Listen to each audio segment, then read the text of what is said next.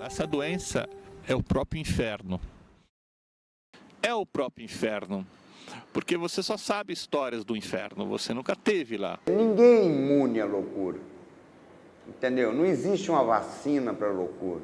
Num dia fui 3 vezes para Atibaia, porque eu tinha que, a ideia era levar a água nova para a água velha, então eu pegava a água de Atibaia, trazia numa garrafa, parava na rodoviária Tietê e jogava no rio, né? E achava que eu estava levando nova água para São Paulo. Uma coisa muito doida, eu fazia umas coisas dentro do ônibus que ninguém entendia, né?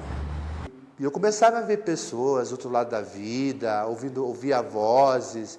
Para mim que o helicóptero estava filmando o helicóptero da Globo, um monte de coisas, entendeu? Muito interessante.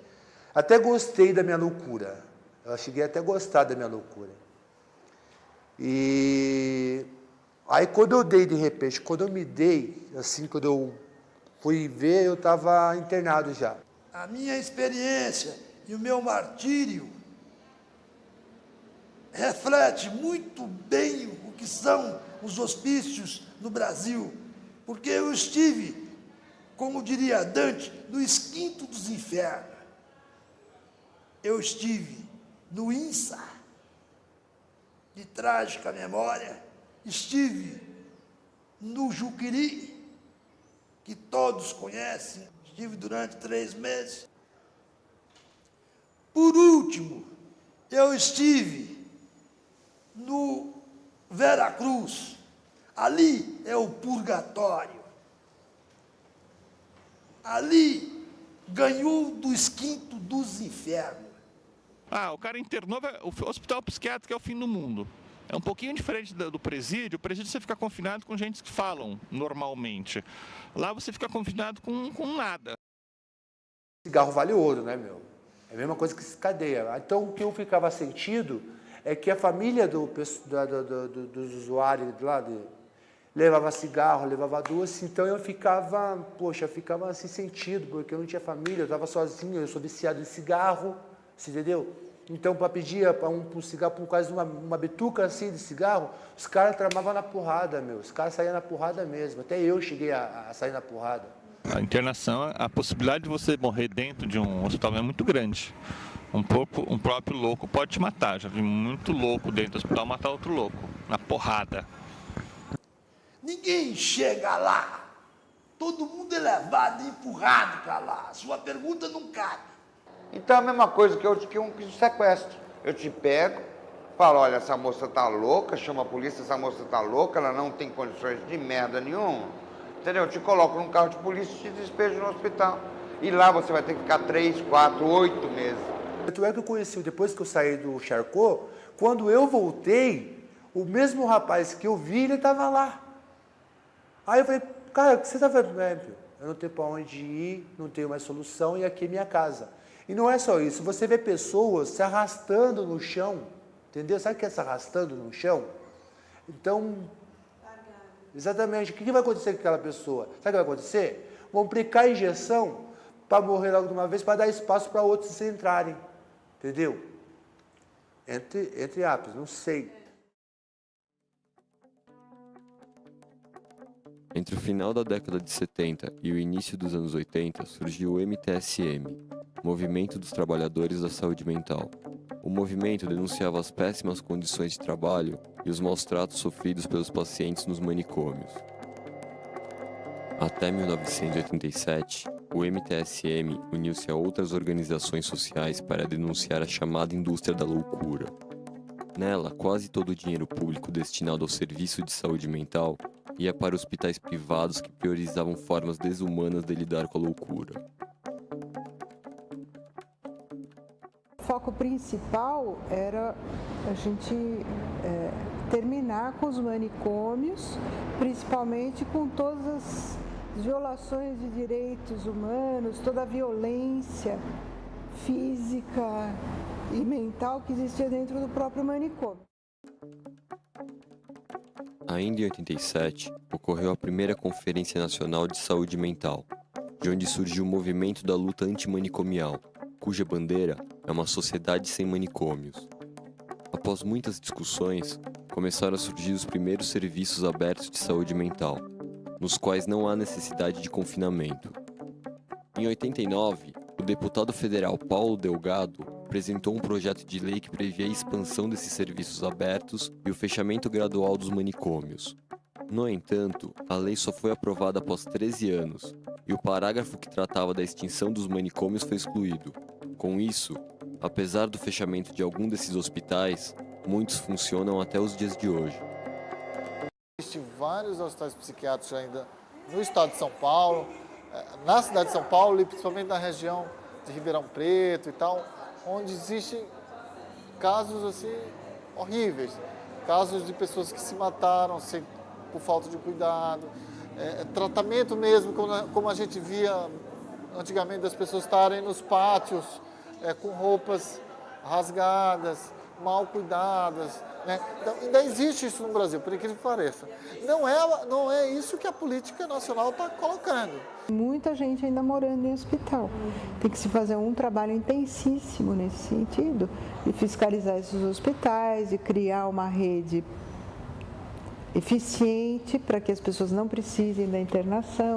Pessoa com transtorno mental, ela é uma pessoa que depende necessariamente de um serviço público. E também, por que você vai para um hospital? Por que tem gente que fala assim, não vai para o hospital? Você aguenta ficar com um louco na sua casa? Começa por aí. O louco, ele não consegue dormir, ele fala demais, ele faz barulho, ele é antissocial. Ela vai sempre precisar de um serviço, de um lugar que ela seja acolhida para ela poder se organizar minimamente. O que depende? Depende se o Estado tem que ter lá uma inteligência para poder acolher isso e se desenvolver, né? A obrigação do poder público, né, de estar, à medida que fecha leito hospitalar, aumentando o número de CAPs ou de outros serviços abertos ligados à saúde mental.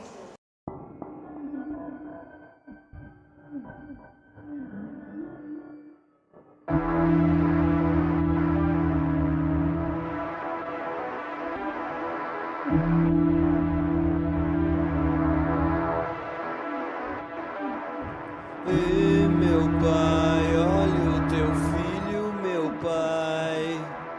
Ei, meu pai, ajuda o filho, meu pai. Pois não, então aqui é uma unidade avançada de tratamento, é um CAPS, foi o primeiro CAPS construído há 20 anos, modelo padrão de atendimento, para a pessoa não ficar mais nesse sistema de hospício, ficar no hospício.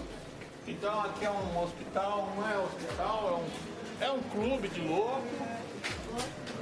Mas não é só um clube de louco, é uma pessoa que tem uma loja, recebe doações, compra umas roupas por 50 centavos, né? Uns sapatos, umas camisetas, uns brindes, né? Umas coisas assim. Então a gente acaba dando de presente, assim, a gente gosta de uma pessoa e dá. Eu já dei muitas coisas para Juliana. Como que é, Cláudia? Fala. Tá aqui faz tempo? Faz 5 anos. Olha. E vende bem? Eu ganho por comissão e por hora. Tá. Vende mais ou menos bem. Vende R$300 por mês, 400. Já chegou a vender 500. Tá lá em cima. Dá pra... Quanto mais dinheiro ganha, mais aumenta nosso horário. Legal. Nosso por hora. Mais dinheiro no bolso. Pronto, Cláudio. Sérgio já está aguardando. Ele é uma pessoa bacana pra caramba. A gente tem um jardim chama-se Meta Reciclagem. A ideia da Meta Reciclagem, em vez de você jogar o seu computador no lixo, porque ele é um Pentium 2, a gente faz vaso do monitor. Vem ver aqui, olha que coisa interessante aqui. Isso faz parte da medicina do futuro. A medicina do futuro é a reciclagem, entendeu? A ideia é você pegar, você tira o vidro do monitor que não funciona. É legal, ó, penduraram. Aí você acaba criando uma nova estética da arte. Entendeu? Então olha que coisa interessante, não é um vaso? Olha aqui, ó. Fala o seguinte, isso daqui é a última palavra de paisagismo. Especificamente esse daqui, como eu sou uma pessoa metida a energia, a ufologia, eu fiz uma pirâmide ligada à placa-mãe na Terra. Então quer dizer, se a mãe Terra não tem a placa-mãe, essa aqui é a placa-mãe da mousepad, né? Você vê aqui a plantação dos mouse. A gente planta mouse e colhe mouse. Então quer dizer, você planta mouse ali, colhe mouse aqui, ó. É fértil. Então, aqui no Centro Tecnológico de São Paulo tem um jardim de computador. Compreende? E aqui a gente não pode mostrar os rostos, mostra só meu rosto aqui. Tá? É um prédio alemão que foi tombado pelo patrimônio. Isso aqui é uma obra feita pelos pacientes. A gente ganha muito prêmio aqui de obras de arte. Eu cuido da decoração da PUC. As atividades aqui são várias atividades, né? Esse paciente meu é o Sérgio. Eu já cuido dele há alguns anos. E ele gosta de dançar, entendeu? Ele gosta de dançar. E aqui fica o estúdio dele, né? Onde que ele gosta de fazer as suas apresentações.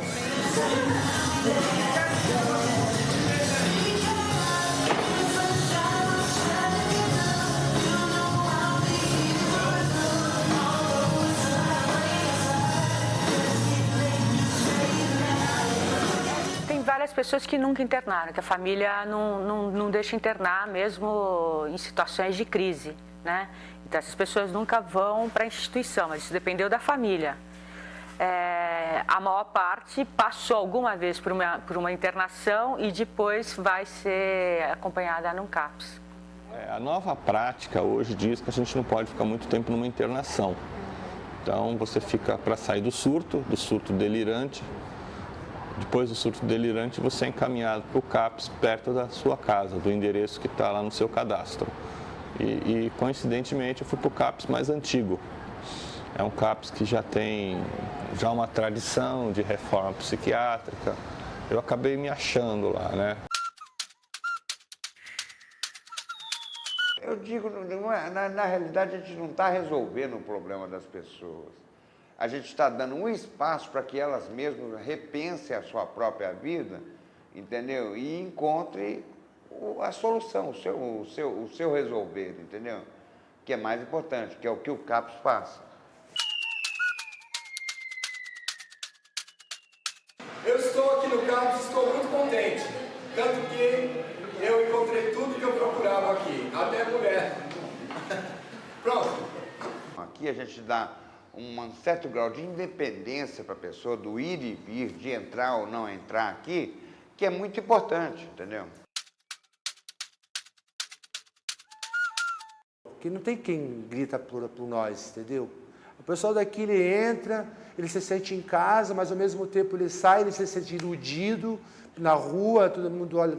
Aqui é um caminho legal muito bom, ele pode desabafar, ele pode dançar, entendeu? Está falando até demais, porém ela no fundo sabe que eu sou bom rapaz e sabe bem que essa onda é uma coisa natural. Porque o CAPS, na realidade, ele se autodesenvolveu, entendeu?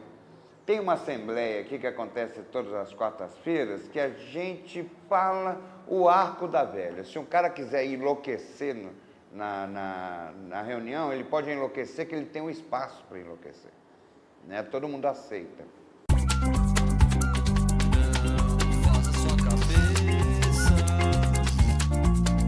disfarça. Sou louco, não me inveje. Sou louco, mas quem não é?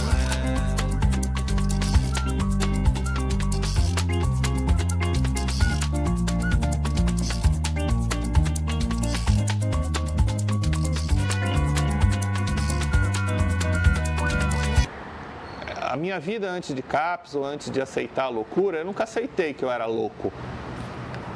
Porque louco é um título que te desclassifica, não te dá nenhum tipo de respeito. É um estigma, né? É o estigma. Se você conversar com os usuários, quando entram num tratamento, assim, ou pela própria tradição, todos têm uma história já de tratamento, eles muitas vezes se apresentam assim, eu sou um esquizofrênico, tenho transtorno bipolar, eu não sei o quê. Né? Quer dizer, eles ficam completamente identificados com a doença. É um processo que vai empobrecendo o sujeito. Né? E isso também é fruto do sistema de saúde que faz isso, identifica a pessoa com a doença. E a própria sociedade, que não dá oportunidade de convivência. Gente, não vamos entrar não, gente?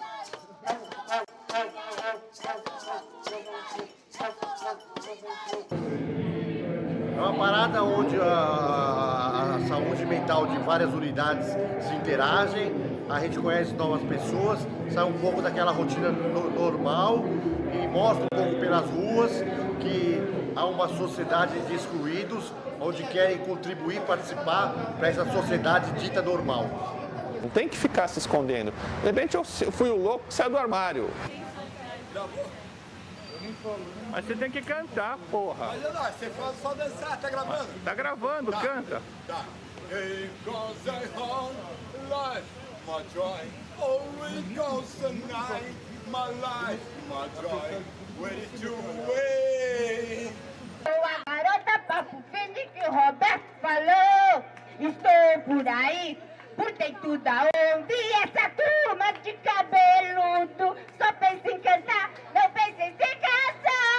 Eu sou apaixonado, sou uma transparente, um louco alucinado, enlouquecente, uma coisa complicada de se entender. Se eu não posso entender tanta gente aceitando a mentira, desfazendo os sonhos daquilo que o padre falou.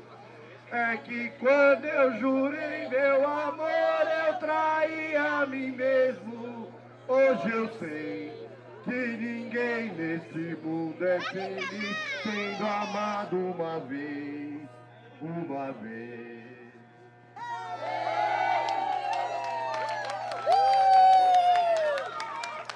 Como que é ser artista? Essa vida de personalidade trouxe? Essa vida de personalidade sua?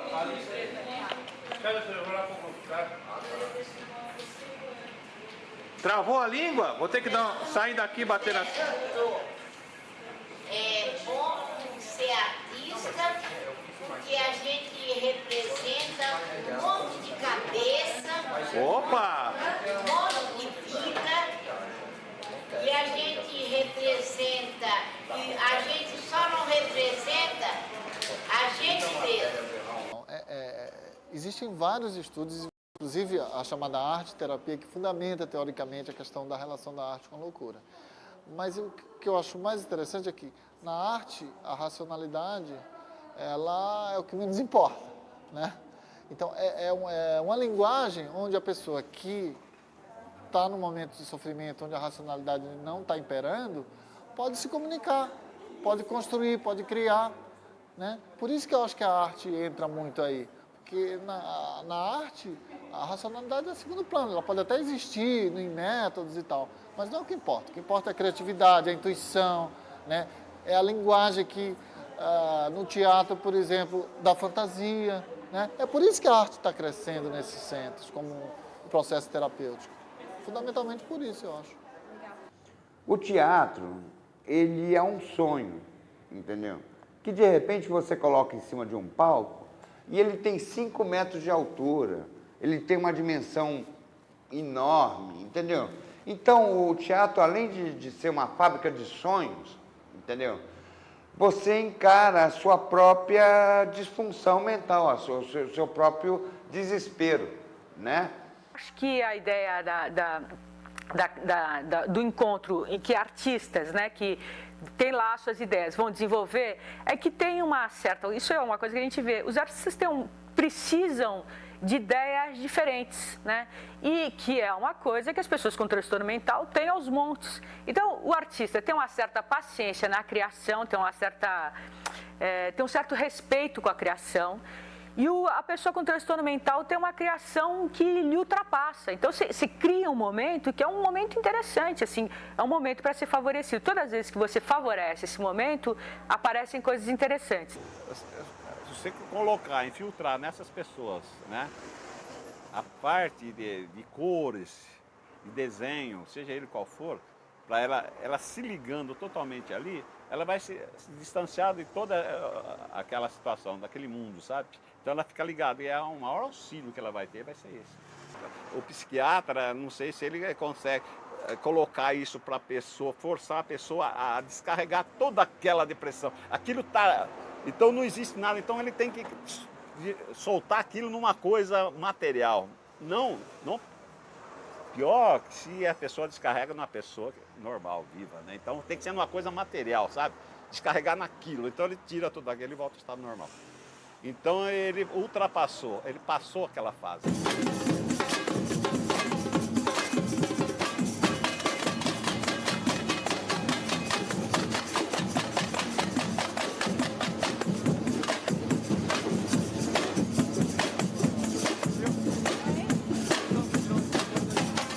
Bibi-Tantã, que é um bloco de carnaval que também trabalha com geração de renda com alimentação.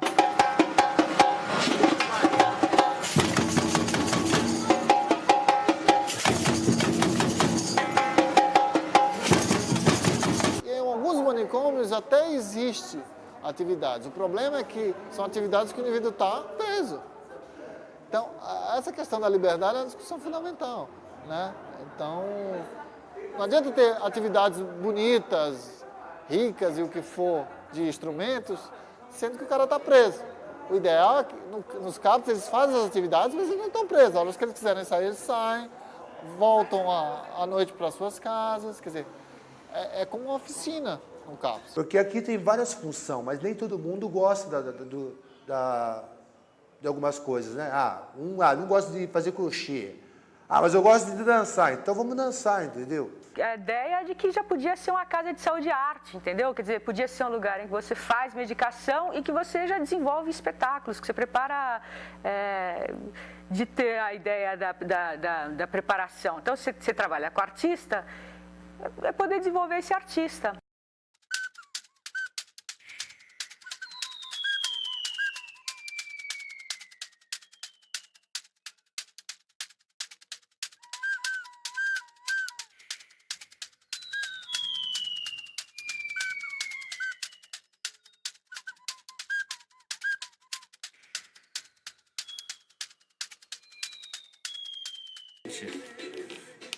Qual que é a real dessa obra aqui? Ela não tem assim um detalhe de uma estética de pintura precisa. Ela é uma coisa muito arcaica, mas ela, para mim, significa um pensamento. Ela é um caminho em movimento. Esse é o nome dessa obra. Mais ou menos assim, ó. Há muito tempo se passaram e agora estou aqui, sofrendo calado por um mundo que me fez assim. Chora coração, choro na escuridão, mas uma vez estou sozinho nessa multidão. Não tenho tempo, não tenho sentimento, a esquizofrenia me acabou por dentro. Fumo cigarro de minuto a minuto, a noite passa o dia, chega em questão de segundo, mais uma vez eu não durmo. Tá, essa daí, mais ou menos essa fase. Deixe em paz meu coração, ele é um forte afeto de mágoa, e qualquer desatenção, faça não, pode ser a gota d'água, pode ser a gota d'água, pode ser a gota d'água.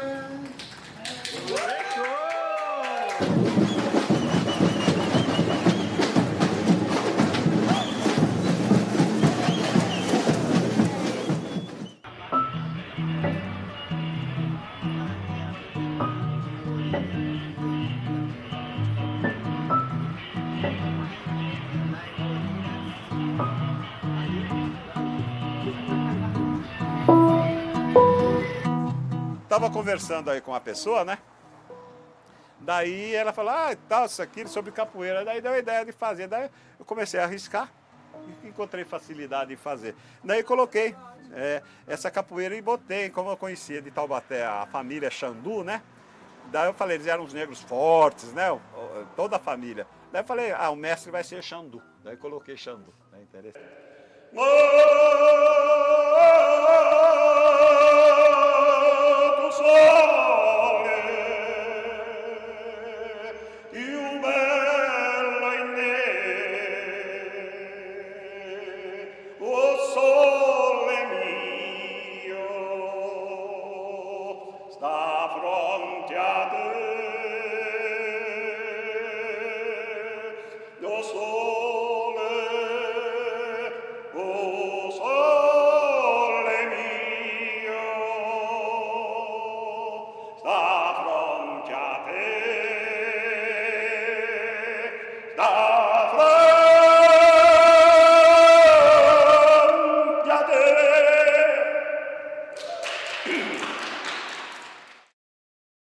Em determinado momento vai ter uma chiadeira danada, enlouquecedora, estaremos com fones de ouvidos preparados para não ouvir, todos irão direto para as psiquiatrias, pois enlouquecerão, ambos se agredirão, não fazerão nada.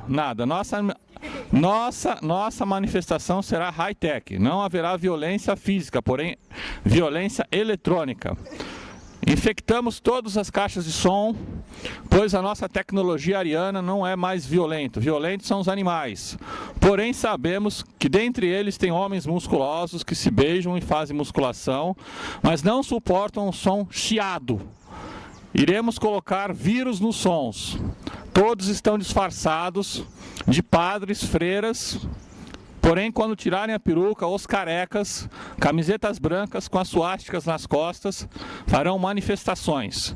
Não haverá violência, repito, a partir de meia-noite de hoje, tá? Estamos conectados com um link de 4 GB, estamos conectados com um link de 4 GB com Berlim, Amsterdã, inclusive também para arrecadar verba, nós estamos negociando ácido vindo de Nova Orleans, Chicago, para que, inclusive, as drogas que nós iremos comercializar, elas possuem vírus.